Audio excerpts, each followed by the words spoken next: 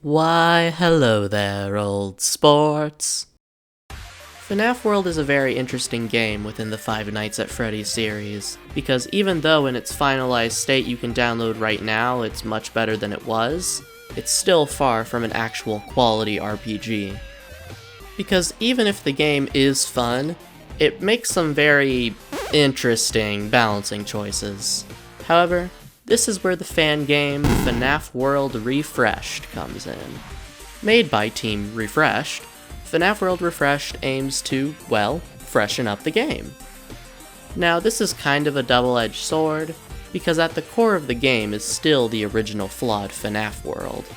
So, what I mean by this is even if the game looks and performs much better than the base game, the before-mentioned interesting balancing choices are even more, interesting.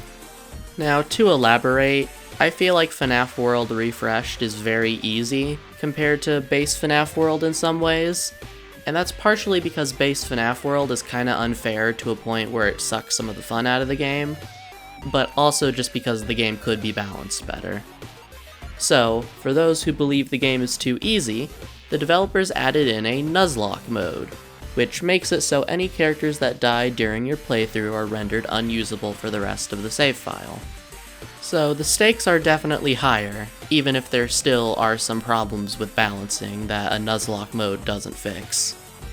Now, while you can choose to not use characters as they die in the base game, attempting to Nuzlocke FNaF World is very RNG based, as the rule set doesn't really mend well with the core design of the game. But since this is a designed part of Refreshed, I hope it's much better, or at least a lot less unfair. So I decided, since I've wanted to try doing a FNaF World Nuzlocke for a while, this remake would be the perfect opportunity, especially considering, again, it's a built-in feature. Anyways, even if you aren't familiar with FNaF World, I will explain what you need to know as we go along. But as long as you have a basic understanding of RPGs in general, you should probably be fine. So, the rules for this challenge are that I will play the game in normal mode with the Nuzlocke game type, no easy mode.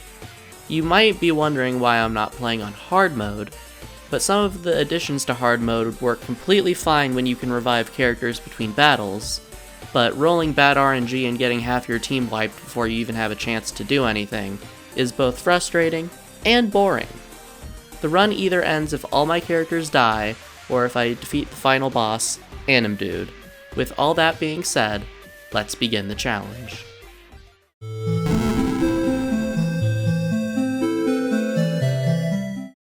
Now, usually in FNaF World, you only start with enough characters to fill out a full party of 2 teams, and you can switch between these 2 teams in the middle of battle, so you have one main team and a secondary team. These 8 are the core 4 classic animatronics and the core 4 toy animatronics.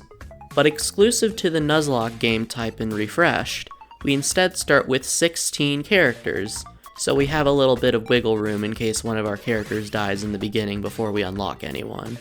On top of the original 8, we gain access to Balloon Boy, JJ, Withered Bonnie, Phantom Freddy, Phantom Chica, Phantom BB, Phantom Foxy, and Phantom Mangle. Now unfortunately, not all characters are of the same quality, and in the base FNaF world, the later the game in the series the character is from, the stronger they are, with a few exceptions of course.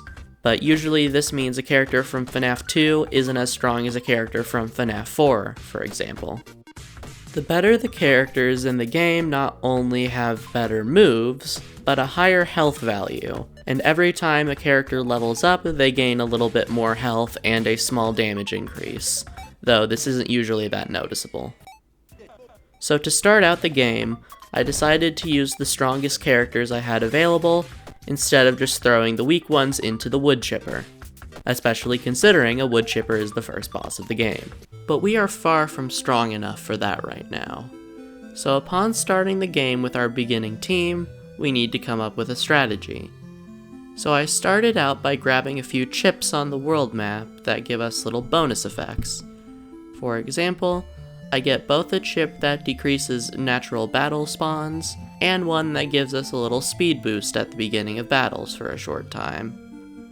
In the battles themselves, we want to focus on certain things. We obviously want to damage enemies to defeat them, but we also need to be able to heal to negate the damage done to us. Now, I'm sure you understand all that's basic RPG stuff, but something that's crucial to higher level play in Nuzlockes and RPGs in general is buffing ourselves and debuffing enemies. 3 types of buffs and debuffs exist in the game, those being attack, defense, and speed buffs. So before focusing on damage, we want to try to get as many buffs and debuffs set up as we can. Then on top of all of that, if we can, we want to try to stun enemies as much as physically possible, because we don't need to depend on healing as much if enemies are both constantly stunned and if their attacks are crippled from debuffs. Now, in the base FNaF world, characters have access to 3 moves that you can select between, but Refresh bumped this up to 4. Now, ironically, this doesn't actually matter that much, because we end up only spamming 1 or 2 moves per characters anyways, with a few specific characters that actually have 4 useful moves, but we don't have any of them right now. Even Phantom Freddy only has 3 moves we'd actually end up using, but most of the time, we'd still only be using 2 of them anyways. After a few battles and a quick trip through a sub-tunnel that makes us travel between areas, I find myself in Choppy's Woods. This is where the game really begins. FNaF World Refreshed adds a time bonus mechanic to battles. You start the battle with a value based on your current area, which then decays 1 point every second. Whatever the number is at the end of the battle gets added to both your experience number and your token number. While that bonus is slightly helpful for the experience, it is incredibly helpful for your wallet. And the time bonus in the first starting area of Fazbear's Hill is kind of just, it's not really even relevant, because by the time you even kill enemies, the number is so low it would have decayed to 0 anyways. But the woods is a different story. So after 3 minutes of grinding in the woods, I got over 500 tokens, and thus enough cash to buy an armor upgrade that nullifies 10 points of damage from any attack we take. With this armor upgrade, and the level ups we got in the process of grinding for the money, I felt confident enough to take on the first boss of the game, the Auto Chipper. The main gimmick of the first boss is that the Auto Chipper can use the move Jump Scare, which will fully stun everyone on our side for a few seconds, making them unable to use any moves. Thankfully, it can't use the move often if we keep stunning it ourselves. But even if it does stun our team, we can simply just switch to our secondary team and continue the fight, while the first team recovers from the stun. After the boss fight is won, I take the chips that the chipper was guarding, and then fight the second auto chipper in the woods before taking its chip as well. Continuing on through the woods, I come across a vendor tent. Throughout the world, you can find these tents where the character Lolbit will sell you bite minions. They act in a similar way to chips, where they give you little passive effects, but they have their own 4 slots in addition to the 4 chip slots you have. Now, the first ones I decided to buy were the med pods, which will passively heal my party members throughout the battle. Before moving forwards, I decided to grind some more to unlock the second armor upgrade, just to be safe. Because the thing is, being not safe will kill us. Once I felt more confident in my safety, I ventured into an optional cave located in the woods. And while there wasn't anything specific I was looking for in the caves themselves, the time bonus in battle starts much higher in the caves, allowing me to make money much faster. I went from earning about 45 tokens a fight to over 200, sometimes 300 on rare occasion. Because the thing about nuzlocking any game is that most of the time your downfall will be a lack of caution and patience, especially when it comes to preparing for the future. However, for this game specifically, and this mod specifically, the time bonus mechanic makes it a lot easier to make cash compared to the base FNaF world, So even if in the game itself I'm not going any faster than intended, it feels a lot faster compared to the base FNaF world, which is what I'm used to. While grinding for cash, I ran into a party member encounter, which can rarely happen at the end of a fight. Now, while the character I unlocked, Shadow Freddy, isn't better than our current team members, more party members will never hurt. However, while I continued to grind, I encountered and unlocked both Golden Freddy and the Marionette, who go on my primary team for their healing and debuffing abilities respectively. And after 25 minutes of total playtime on this save file so far, I finally decided to take on the boss of the second area, who blocks our entry into the third. And it went down very easily. Turns out over-preparing in RPGs is an effective strategy. Who would have thought?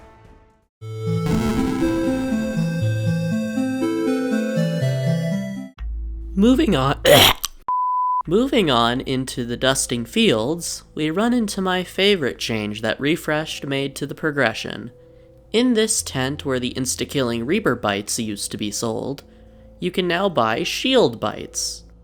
Unlike the base game, where they act like the armor upgrades, removing a flat amount of damage from oncoming attacks, these new shields now block a percentage of damage.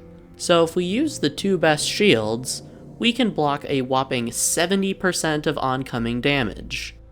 With the power of even one shield, I'm able to easily get past the snowman boss of the dusting fields. But before progressing to the next area, I move into a nearby cave and explore and grab the lantern, which allows us to see in the dark. And this will come in handy later. And by later, I mean like an hour at most, considering this run is only 2.5 hours long in total, but I digress. Now, before moving on into the next main area, I entered a secret glitch area by walking into this random rock for a few seconds. This allows me to enter what the game calls Glitchland, which gives me access to late game characters, overpowered chips, and much more, as long as I can survive the most dangerous enemies in the game, who can use very unfair moves, but I can excuse it because that's kind of the point of this area. It's supposed to be a risk and reward sort of deal.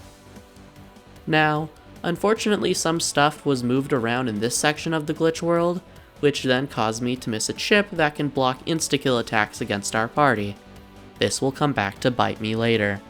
In the next area, we gain access to a fishing minigame proving that FNaF World is indeed peak fiction, and this fishing minigame allows us to earn some extra cash if we can catch a pearl. Now, in Refresh, there's not really a point to doing this for the cash, considering the time bonus mechanic, but if we can catch the pearl 5 times, we unlock an extra special bite that acts as a med pod. So, whenever the minigame is available, I try to remember to play it, because free healing never hurts. Literally, by definition, it cannot hurt us, or else it would not be healing. Before exploring the new area fully, I decided to return to the woods, where we can find another entry to another section of Glitchland. In this section of the Glitchland, we can find a chip that gives us an extra shield against 50% damage. Now this stacks multiplicatively with our shield bites instead of additively, so we can't just ignore all damage, but any extra damage negation is always nice. After that, I decided to go through the lake area and into a nearby cave to collect some chips. However, this is where my hubris first came back to bite me. While fighting one of the eyesore bosses, it managed to use the move Unscrew, which will instantly kill a party member with no chance of error. Now since I didn't have the chip which blocks these types of moves, I had to take a party member death. However, instead of letting one of my good characters die, I quickly changed teams as the move went off to save my main team, sacrificing Phantom Foxy in the process. Thank you, Phantom Foxy. Your sacrifice will not be the last, but you will never be forgot. While exploring the various caves for more chips I wasn't ever going to use, I ended up running into and unlocking Sparky the dog. Now Sparky has the move Endo Army, which summons 3 little bots that fire lasers at enemies. Now these lasers can rarely hit for somewhere around 1,000 damage, instead of the normal range which is more just closer to 100. Now, this makes it one of the best sources for damage in the entire game, at least for what we're going to play through, because technically there is some extra content that allows you to unlock characters with stronger moves, but that isn't relevant. I just felt like I should point it out. The thing is, from here with our current team, it becomes incredibly easy for us to steamroll through basic enemies and even most bosses, at least for now. So to avoid making the video long and boring for no reason, I'm not going to cover every boss in every area that I fight that I ended up beating in 30 seconds. Please just assume I met little resistance unless I say otherwise. Anyways, throughout the process of laying waste to the FNaF world, I slowly built up a good pile of money. So with that, I returned to the starting area and bought the third and final armor upgrade, which takes 100 points off of any hits we take. On top of that, now that we've bought all of the upgrades, we're allowed to fight the vendor Mendo for the chance to unlock him for battle. Now, while a smart person would have come back later after preparing more, I wanted to spice things up and decided to just start the battle. Now, unfortunately, Mendo killed both Withered Chica and Shadow Freddy, but that was purely just because he unscrewed them both to death, which is still my bad, but it went better than I expected, so I'll call it a win. Now, thankfully, Mendo is basically just Sparky but better for my uses, so I put Mendo on Team 1 to replace him, and to spread the strong characters between the teams for safety, because if one of our teams gets wiped, we'll have good characters on both teams, so we don't just get steamrolled. Now, the thing is, we're getting stronger much faster than the game is throwing more dangerous enemies at us, and it seems all my prep at the beginning of the run has caused us to get to a point where the game is struggling to keep up with us. However, as I mentioned earlier, the main thing that can screw you over in a Nuzlocke is a lack of caution. Getting too complacent can and will cause your downfall. But for now, I was easily able to blow through the Pinwheel Circus and the Funhouse maze within. I even decided to go down 4 levels deep in the subtunnels to get one of the secret endings where you go to this guy called Old Man Consequences, and well, you can talk to him, but I chose to drown myself in the lake, like any well-adjusted person.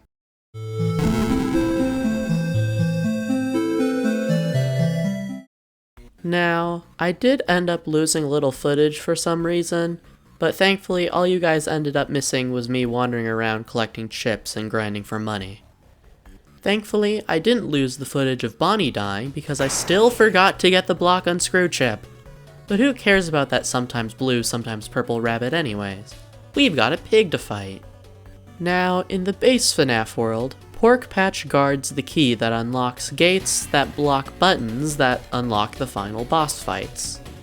But in Refreshed, Pork Patch instead blocks the way to a completely new area exclusive to Refreshed. Now there's not much actually in the new swamp area from what I've seen, but I really like how Refreshed expands this little world with new areas. At the end of the swamp, we find Fredbear, who explains what's up ahead before we enter the next area, where we find Fredbear, who explains what's up ahead again. The desert causes a sandstorm effect in battles that slowly drains our health. Thankfully, our healing med pods combined with how fast we kill enemies makes it a complete non-issue.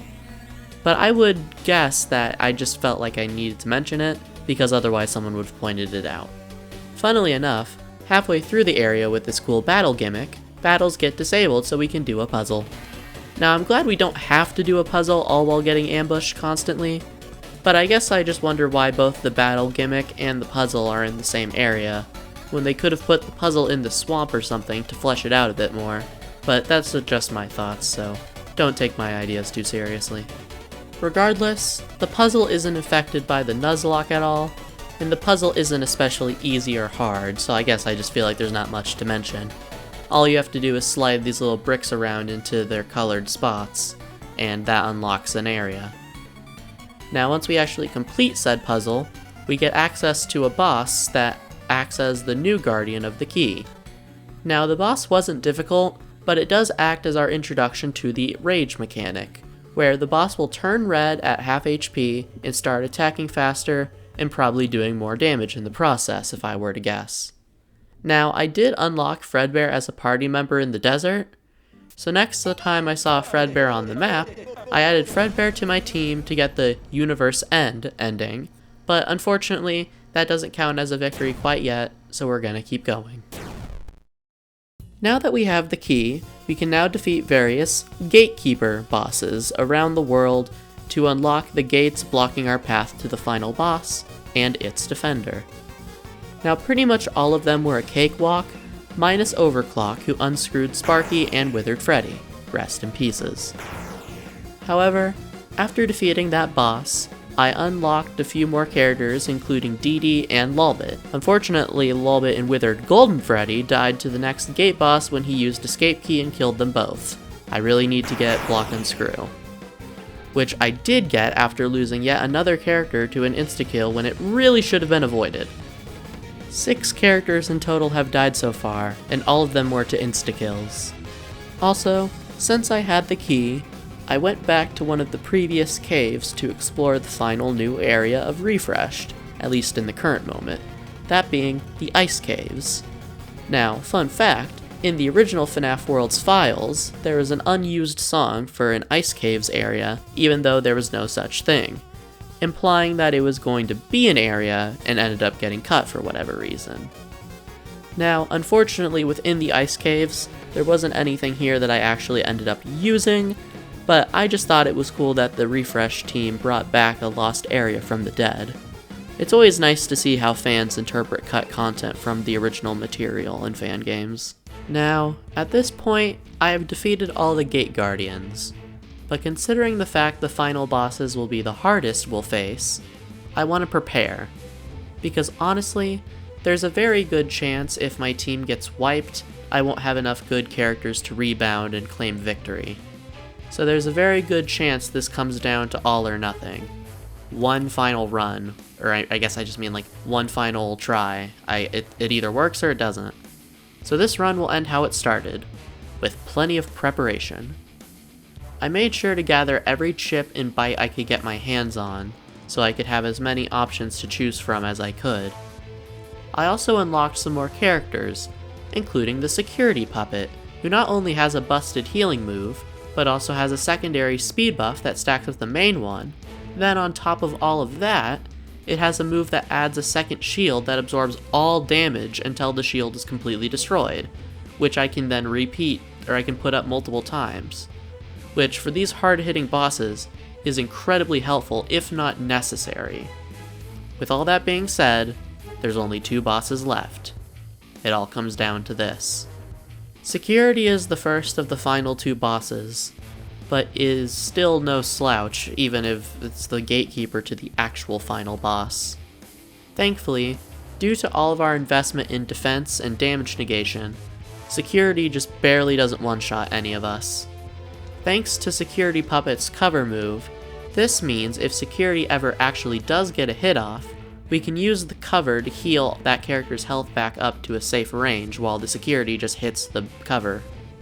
Security also has the ability to use the move Alarm, which does 9,999 damage 5 times, but the neon wall chip we have completely negates the entire attack. Even once Security enrages, it still moves slowly enough to be able to stay safe. Soon, Security goes down, and the path to Animdude is clear.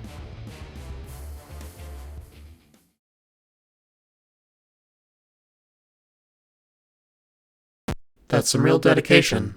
Great job. Most people are content playing through a game on easy mode, but not you. There's always an overachiever in the bunch. I guess that's you. So it's your fault then, for my misery. It's never enough for you people. Don't you get it? I can't do this anymore.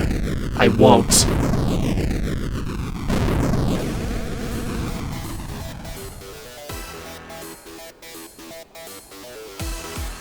It was fun being the puppet master, but now I grow weary. It is time to put you in your place. Now let me show you how this game ends.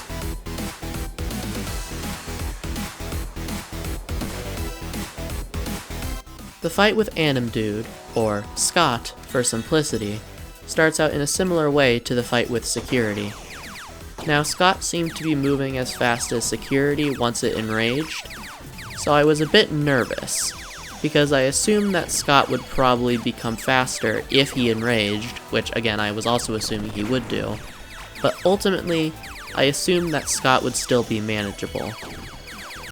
I was wrong.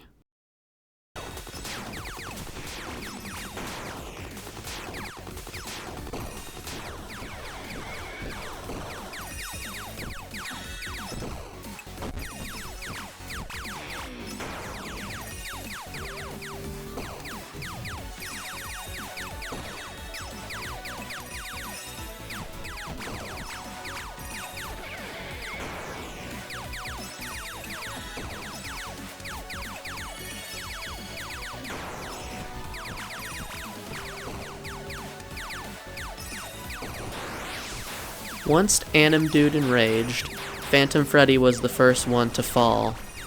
Scott was simply moving too fast for me to keep up, or maybe I was panicking, maybe a bit of both. Now, really quick, I'd just like to applaud Phantom Freddy.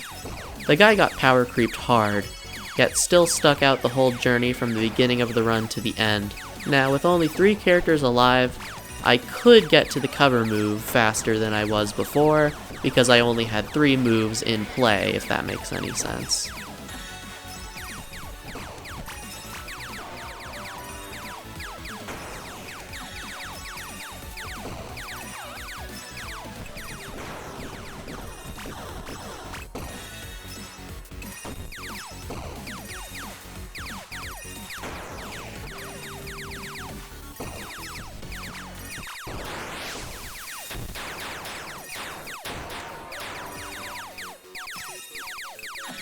So I thought I was moving fast enough to keep up with Scott's basic attacks, so I thought that would be fine.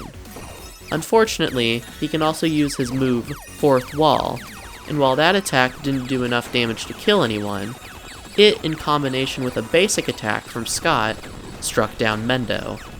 Now this was really bad, because while Phantom Freddy was mostly working on debuffing the enemy, he had made the timer long enough to where I knew it was going to last the rest of the battle regardless of if I won or lost. But Mendo is my main damage dealer via Endo Army. Now I wasn't sure if Lefty and Security Puppet would be able to win, because even if they could stay alive, they couldn't do much damage. So I decided to stop using Lefty's healing move, and used his damaging move instead. So it just came down to if I could live or not.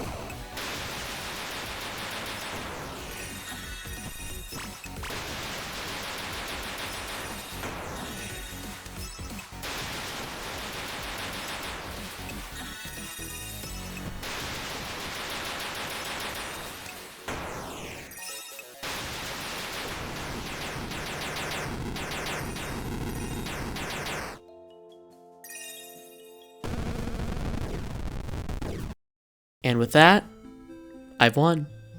While Refresh does implement update due content into the game's normal progression, I feel confident that they didn't change the Chica's Magic Rainbow boss fight. And the thing about that boss is that it's also very RNG based, thus making it just a luck check. You need to hit multiple 1 in 10 chances within a 3 or 4 minute period, or else you just instantly die. That's not an exaggeration. And considering this video will only probably get about 900 views at maximum, let's just say I doubt my luck at the moment. Regardless, and jokes aside, I think this was still very impressive by itself, and I'm proud of myself for not only completing the challenge, but also for this video. Going off script for a moment, I am really proud of myself, funnily enough, for just finishing this video. This is probably... I haven't actually watched the finished product yet, obviously, because I'm still editing as I record this, but so far, just making this video, this has been my favorite video I've made so far. And I'm very glad that I can still have these moments of this is my best so far, this long after starting my channel. Well, I guess saying this long is kind of misleading because I've only been doing this for a year, mostly. But you get what I mean. I'm just glad that I'm still having fun and still feeling like I can top myself. So, even if this video doesn't perform well, I'm at least happy with myself. And maybe that's enough. I'd like to thank you all for your time today, and for watching this video. Your time and care mean the world to me. I'd also like to thank my Patreon member, Somebody, that's their name, and my YouTube channel members, Wally73, Sven Biscuit, and Amara98 for their continued financial support. It really does mean the world to me. If you guys really like this video, I might consider doing a Nuzlocke with some of the extra modifiers the game has to make the game harder. I've also considered doing a Nuzlocke of FNaF World Restocked, but I'm only going to do that if this video gets 10,000 views, so that's up to the algorithm, I guess. I was going to say it was up to you guys, but you can't really watch the video if the algorithm doesn't show it to you, so it's only half and half. And well, technically it's only thirds, because I need to make a video good enough that the algorithm will show it to you, and then you also need, it's a whole thing. Anyways, regardless, I'm very grateful for your support. Please have a good day, and I'll see you on the flip side.